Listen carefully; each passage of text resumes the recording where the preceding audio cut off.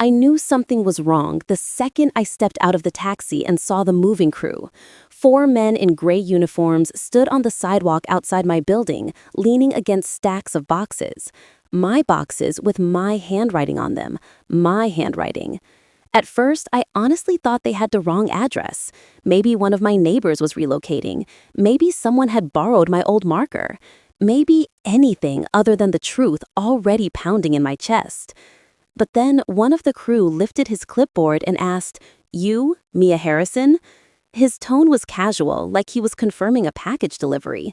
When I nodded, he said the words that knocked the breath out of me.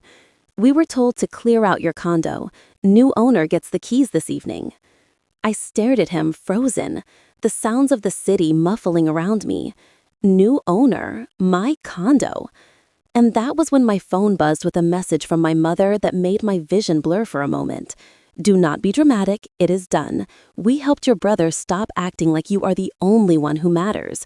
You can figure out where to stay tonight." Then another bubble appeared. "Welcome to the real world, homeless girl." I never knew cruelty could be typed so casually, but they did not know something. Something even I had not said out loud yet. The condo they had just sold was not what they thought it was, and the moment they found out, everything would explode. I stood there on the sidewalk with the movers, waiting, people walking past, sun beating down on the back of my neck, my suitcase still at my feet from the ride home from the airport. Bali suddenly felt like a different lifetime. My vacation glow did not match the storm building inside my chest. I swallowed hard, forced myself to breathe, then said quietly, "Could you just give me a minute?" The mover nodded. "Take your time. This is a rough one, huh?" If only he knew. I stepped away, my hands shaking as I dialed my mother's number.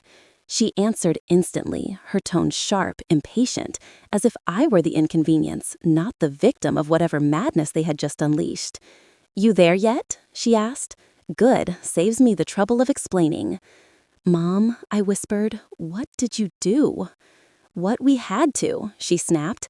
"Tyler was drowning, Mia, drowning. He could not pay his debts. He could have gotten hurt. And you, Miss Fancy Corporate Salary, could afford to do something about it." "You sold my home?" I said. "My home?" "Oh, please," she scoffed. "What do you need a condo for? You are one person. Your brother is building a family someday. He needs stability, real responsibilities." The irony nearly made me laugh. Tyler, my 30-year-old brother who still lived like a college freshman with a platinum card? "Mom," I said slowly, "I never agreed to this, not once." "Well," she replied, "that is why we used the document you signed years ago, and thank goodness we did, or Tyler would have been ruined." I froze. What document? "That power of attorney thing," she said lightly. "The one you signed after your procedure when you were what, 24? We updated it a while ago." My heart dropped into my stomach. Updated without me? I pressed a hand to my forehead. "Mom, that document was for medical decisions, medical emergencies. It had nothing to do with property." She made a dismissive sound. "You are overreacting. You always do. And I am tired of the drama." Drama, that word again, the family weapon. My father cut in on speakerphone. "Mia, listen to your mother. This is for the good of the family." "The good of the family," I said, voice trembling. "You threw me out of my own home." "You will land on your feet," he said. "You always do." I closed my eyes. That was the problem. In their minds, I always would, so they never had to think twice about using me as their solution. "And Tyler?" I asked. "Where is he?" Before either of my parents could answer, another voice chimed in, bright, unbothered, almost smug. "I am right here," Tyler said, "and honestly, Mia, you should be thanking us." My jaw clenched. "Thanking you. Yes," he said, tone full of self-pity. "If I went bankrupt, it would ruin the whole family. This helped everyone, including you. You are too young to be tied to one place anyway. Traveling, working, living in different neighborhoods. It will be good for you." I felt something inside me crack, but not in a way that broke me, more like a fracture that let the truth pour through. "So you all just decided that my life did not matter?" I said. "Oh, stop it," my mother snapped. "We are your parents. We know what is best for you." There it was, the line my parents had used my whole life, whether it was the college they wanted me to attend, the jobs they thought I should take, the money they believed I should be giving. "You will be fine," my father said again. "Just stop being dramatic." That word again, as if it could minimize theft, betrayal, homelessness. And then, Tyler, my brother, added quietly, "The new owners move in tonight, so you should probably hurry if you want to get your belongings." I stared at the movers behind me. My things were already in boxes. My breath shook once, but when I spoke again, my voice was steady. "Mom, Dad, Tyler." "Yes," my mother said sharply. "You did not sell what you thought you sold." There was a pause, long, confused. My father scoffed. "What does that mean?" But I was not going to tell them. Not yet. Not while I was standing in the street with 4 movers watching me. "You are all going to find out soon enough," I said. "Find out what?" Tyler demanded. "Mia, just say it." "No," I replied. "Not today." I ended the call before they could say another word. I stood still for a moment, the sounds of the street washing around me, my heart pounding in a rhythm I did not recognize. Anger, clarity, betrayal, power. Finally, I walked back toward the movers. "Let us load everything into storage," I said. "I need to make some calls." The foreman nodded sympathetically. "Rough family situation, huh?" I almost laughed. As they began lifting boxes into the truck, I stepped aside and pulled up a contact I had not called in years. Amanda Chen, attorney at law. I pressed dial. When she answered, I said the words that would ignite the war one never asked for but was more than ready to fight. "They sold my condo while I was on vacation, and I need your help, Amanda." Was silent for a beat, then her voice hardened. "Mia, listen to me. Do not talk to them again. Not one word. I am pulling up the trust documents now. We are going to fight this." I exhaled for the first time since Bali. "Good," I whispered, "because they have no idea what they have just started." And as the movers shut the truck doors, I turned away from the building that had been my home and walked toward the battle that was coming. By the time I reached the motel that night, the sky had already turned a deep indigo, and a heavy fog was rolling in from the harbor. Maybe that was appropriate. My life felt blurred and unreal, too. I let the door slam shut behind me, locked it twice, and leaned against the wall until my heartbeat settled somewhere closer to normal. The room smelled faintly of bleach and old air freshener. My condo used to smell like lavender candles and fresh linen. I sat on the edge of the stiff bed, staring at the peeling wallpaper, as if it might explain how everything I built could vanish in one afternoon. My suitcase lay half unzipped at my feet. Somewhere inside it, underneath rolled-up dresses from Bali, was the last normal version of my life. I pulled out my laptop instead. I needed answers. Before I completely unraveled, my hands trembled as I typed. In the password for the digital vault where I kept everything important, scans of documents, financial backups, emails, the original trust paperwork Amanda told me to upload years ago, just in case.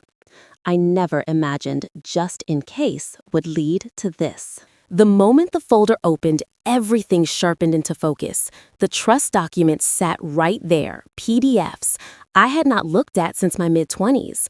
I clicked them open and read slowly, deliberately, letting each line sink into me. The condo was legally mine. Beneficiary, Mia Grace Harrison. Successor rights not transferable without beneficiary approval. Co-signature required for liquidation. There it was, in black and white. No matter what my parents believed, they never had the authority to sell my home. I felt my throat tighten. A strange mix of relief and fury twisted through me.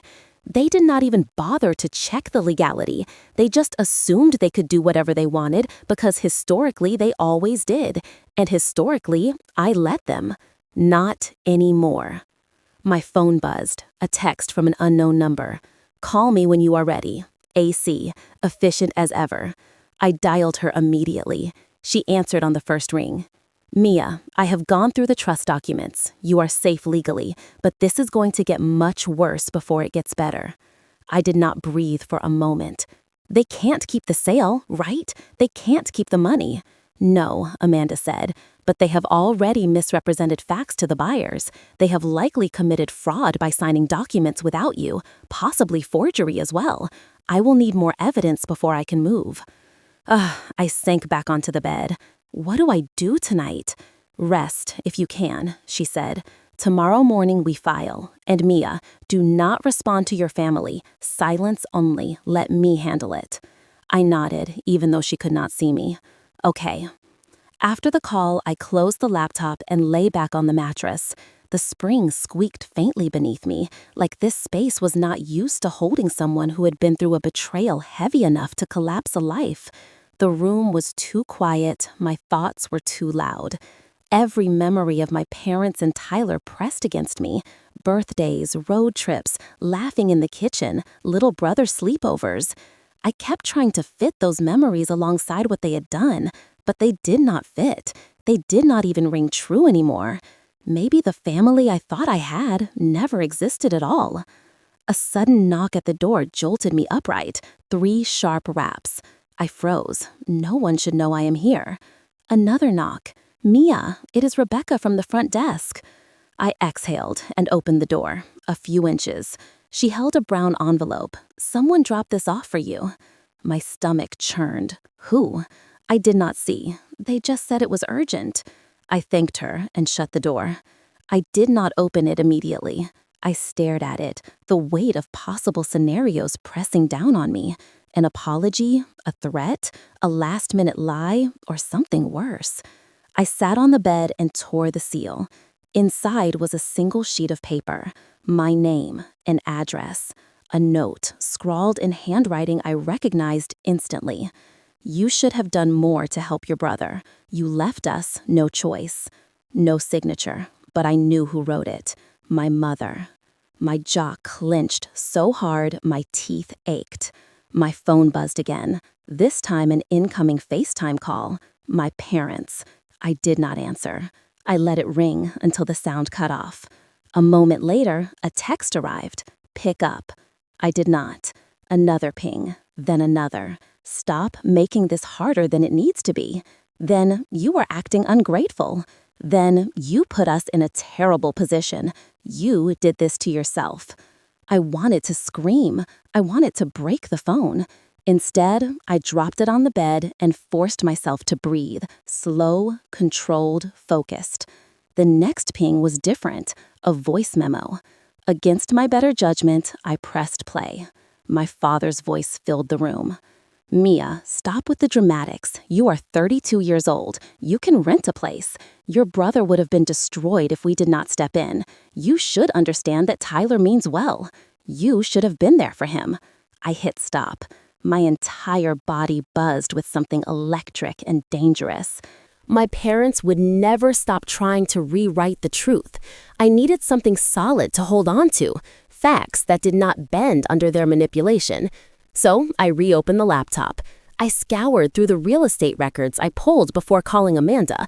Something did not sit right earlier, and now I knew what it was. The sale price was far below market value, almost insultingly low.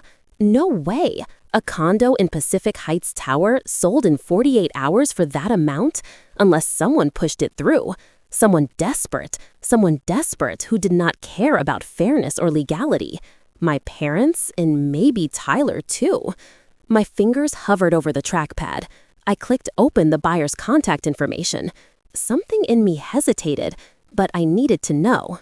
I dialed. After 4 rings, someone answered, a man's voice, cautious. "Hello?" "Hi."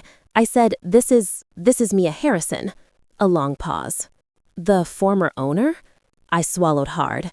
Yes, he exhaled. We were wondering when you would call. The hairs on my arms rose. What do you mean? I am sorry you are going through this, he said gently. We were told you were aware of the sale, that you approved everything. My throat tightened. I did not. He hesitated, then said quietly, We thought something was off. Your parents were extremely pushy. We only signed because the notary was present, and they said you were emotionally unstable and could not attend. Emotionally unstable? The phrase hit like a slap. Do you still have the emails? I asked. Yes, he said. We saved everything. If you need them for legal reasons, we will cooperate fully. My voice shook, even as I tried to steady it. Thank you. I do. The room spun for a second. They had not just stolen from me. They had smeared my name, lied about my mental state, told strangers I was unstable to justify their theft. I pressed both hands against my eyes until the burn faded. Then, slowly, deliberately, I opened a new email and wrote to Amanda. I have evidence of misrepresentation from the buyers. They are willing to testify. A second later, a reply came. Good. This is going to help us a lot. Get some sleep, Mia. Tomorrow we begin. Sleep did not come easily. I lay awake long past midnight, staring up at the cracked motel ceiling, listening to the hum of the mini-fridge and distant traffic. Every time I closed my eyes, I saw my parents' faces, heard their voices, telling me I was dramatic, ungrateful, responsible for Tyler's mess. But beneath the grief and disbelief was something stronger.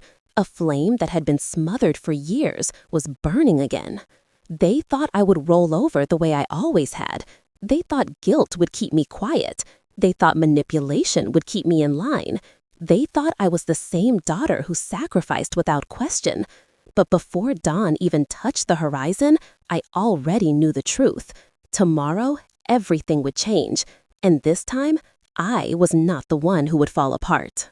The sky was still dim when I walked into Amanda's office the next morning, a cardboard cup of lukewarm motel coffee clutched in my hand like a lifeline. The building's lobby was quiet, the kind of early silence that makes every footstep echo. I felt like I was walking into battle without armor, just exhaustion, anger, and a determination I had not known I was capable of. Amanda was waiting for me in a conference room with glass walls and stacks of neatly arranged files. She was dressed in a charcoal suit, her expression calm but purposeful. When she saw me, she motioned me inside. You look like you slept 2 hours, she said. I slept 0, I replied. She nodded once. Good. Anger keeps people honest. Sit. I took a seat across from her and she slid a binder in front of me. This is everything we know so far, she said. Your parents used a restricted power of attorney. They forged your signature. They misrepresented your mental state. And they rushed the sale because they were under financial. Assure? Tyler Amanda's eyes softened slightly. Yes, the buyers forwarded me the emails last night. Your parents did not just lie. They created an entire fictional narrative to justify their behavior. She clicked a remote and the screen on the wall lit up with a document. I blinked, realizing it was a screenshot of a text conversation between my parents and the realtor. Scrolling, each message was worse than the last. She will not question the papers. She is always traveling. She will not miss it. She is too emotional to handle real estate. She does not need that kind of property anyway. I felt my stomach twist. That is not even manipulation, I whispered. It is character assassination. Amanda tapped her pen against the table.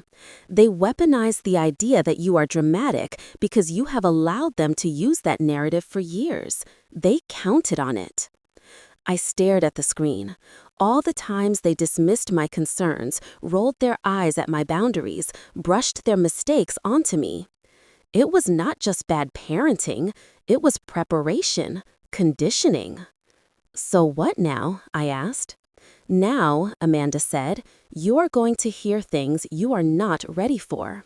She opened another file. Your brother owes a lot more than you know. My pulse quickened. How much? Amanda hesitated for the first time. We are still verifying, but the preliminary number I have is troubling. I braced myself. Say it. 85,000, mostly gambling, some predatory loans. I stared at her unblinking. 85,000 and growing, she added. He has been in debt for nearly 18 months. Your parents have been trying to cover for him without telling you. They refinanced their home, they drained savings, then they panicked, and you were their solution. The room felt smaller now, the air heavier. I did not know what hurt more, the betrayal or the realization that they had been sinking long before I ever stepped foot in Bali. I would have helped, I said quietly, if they had just asked. Amanda nodded. I know, and that is exactly why they did not ask. I frowned. What do you mean? She leaned forward, folding her hands on the table. They did not want help. They wanted control. If they had asked you directly, you would have set conditions, limits. You would have said no at some point. But this way, they could drain everything without ever facing you. My chest tightened. And they expected me to forgive them? They expected you to stay quiet, Amanda corrected, the same way you always have. I did not argue. I could not. She was not wrong. But something in me had changed the moment I saw those movers outside my building for the first time. For the first time in my life, I was not the quiet one. Amanda flipped to another page. You said something felt wrong about the sale price. You were right. They pushed the buyer into waiving inspection. They insisted on a 48-hour closing. They ignored standard procedures. All of that points to intentional fraud. I rubbed my temples. Does this mean we can reverse it? Absolutely, Amanda said, but it is not going to be clean or quick. I exhaled shakily. And there's more. Of course. She pulled up a second screen. This one showing a bank statement. Not mine. Where did you get this? I asked. Amanda remained calm. The buyers forwarded it. Your parents accidentally sent the wrong attachment while trying to justify the sale. I stared at the screen. My father's name, my mother's name, a checking account at a small local credit union, and a series of withdrawals every few weeks going back almost a year, each labeled family emergency. But the amounts each withdrawal was under 400, just small enough to avoid scrutiny. How much total? I asked. Barely breathing. Rough estimate, 30,000. And all from my account? Yes. The world tilted for a moment. I gripped the edge of the table until the dizziness passed. They have been stealing from me. For almost a year, Amanda did not soften the blow, Mia. This was not a sudden decision. This was systematic, deliberate. They groomed the situation to get exactly what they wanted. And Tyler, I forced out your brother, has been participating, Amanda said. In every step. I closed my eyes and saw his face at 16, crying after his first rejection, curled on my bed while I held him. I saw him at 20 wearing my jacket because he forgot his. I saw him at 24 asking if he could borrow $300 for textbooks. I did not recognize the person Amanda described. What about the power of attorney? I asked my mother. Said they updated it without me. They forged the update, Amanda said. You did not sign anything. My breath stalled. You mean, yes, she said. Your signature was drawn, not written. I stared at the wall, numb. Forged, sold, lied about, dehumanized, all by the people who were supposed to protect me. Amanda rested a hand on the table, firm and grounding. Listen to me, Mia. You were not weak. You were trusting. And trust is not stupidity. It is generosity. They exploited that. My voice trembled. What do we do now? We file for an emergency injunction, she said. We freeze the funds, we begin building a fraud case. But before any of that, I need you to understand something. She paused. You need to be ready for the emotional blowback. They will accuse you of betrayal. They will call you dramatic, ungrateful, selfish. They will cry. They will blame Tyler's addiction. They will say you ruined the family. I swallowed hard. They already have. Then be prepared for worse. She leaned back and studied me. You have to stay steady, clear, silent. Let me handle the fire. You just hold the truth. I nodded slowly. I can do that. Good, she said, because once we file this injunction, there is no turning back. This becomes public record. Your parents will feel cornered, and cornered people lash out. I took a deep breath. I am ready. Amanda slid a pen across the table. Then sign here. This allows me to take full legal action on your behalf. After this, your parents cannot contact you directly about anything related to the case. My hand hovered for a moment, trembling, not from fear, but from revelation. For the first time in my life, I was standing up to them. I signed. Amanda gathered the papers, already shifting gears into full strategy mode. Go back to your motel, she instructed. Rest. Tomorrow morning, we file first thing. But as I walked to the door, my phone buzzed again. A new message from Tyler. Just 2 words. Stop this. My grip tightened around the phone. Not a sorry, not a mistake, not a hint of remorse. A warning. I met Amanda's gaze.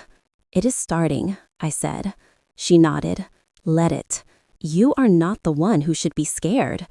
And as I stepped out into the hallway, the weight on my shoulders did not disappear, but it shifted.